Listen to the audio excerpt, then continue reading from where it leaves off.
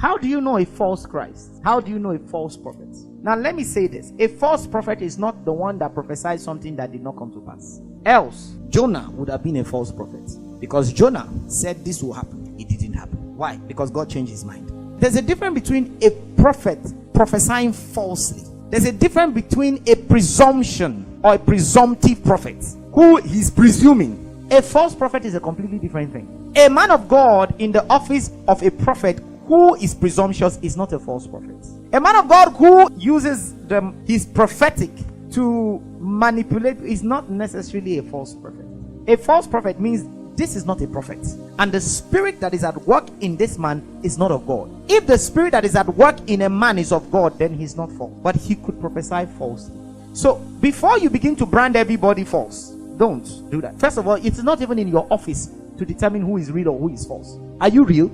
Are you? Nobody has that office to determine.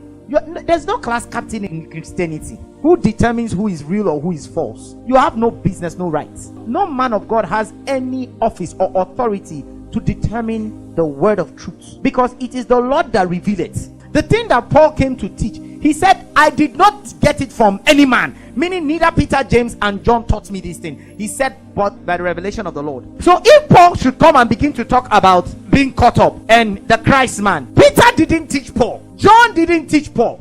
So where did Paul hear this thing? Because you were once of a Pharisee, you were once destroying and killing the church. All of a sudden you come and say you are born again. We not trust you. Then you join the church.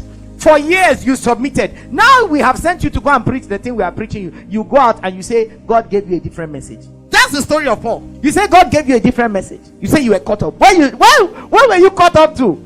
You were caught up to where Peter or Paul were not caught up to. You were caught up. Now you begin to talk of Christ. And they are looking at you because we ate with this man, and they said, no, we know man according to the flesh. Hey, the ones who ate with him, who walked with him, who saw him die, who saw him resurrect, you tell them that we don't know that ministry. He said, now the Christ we know is not after the flesh but after the spirit. When Jesus appeared to the disciples and he began to talk to them about the kingdom, what did his disciples say? His disciples said, so when in Acts chapter 1, he says, so will you now come and establish the kingdom, and we will now begin to rule Jerusalem and Israel? And Jesus looked at them. They were still talking about the flesh.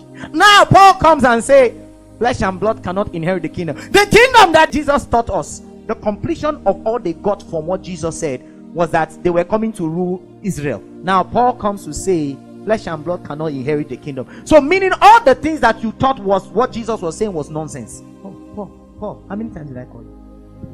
Where did Paul get it from? What spirits? Because here comes Peter saying concerning our brother Paul, the things that Paul is teaching. He said, if you are not strong, he said, it will lead you into destruction. How are the things that you are? He said, so what spirit was in Paul? Was it the spirit of God? Because we see that what Paul was teaching and what Peter and James and John were teaching are completely different things. To the point that there was a contention, that they had to bring Paul back to Jerusalem to come and explain, why will you be teaching these kind of things?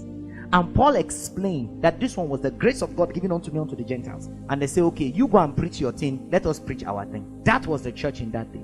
Even the fathers of faith, as of the Bible, could not judge, condemn, criticize, blacklist another in the house of God, because it is the Lord who will it. If he didn't reveal it to you, doesn't mean that the one who he decided to reveal to is fake. So you are the only one that Jesus can talk to. You are the only one that has the Holy Spirit. You are the only one that has the mandate of eternity. Only you. You are the watchman. You are the gatekeeper. You are the Alpha and the Omega. Put your hands together for Jesus. Put your hands together for Jesus.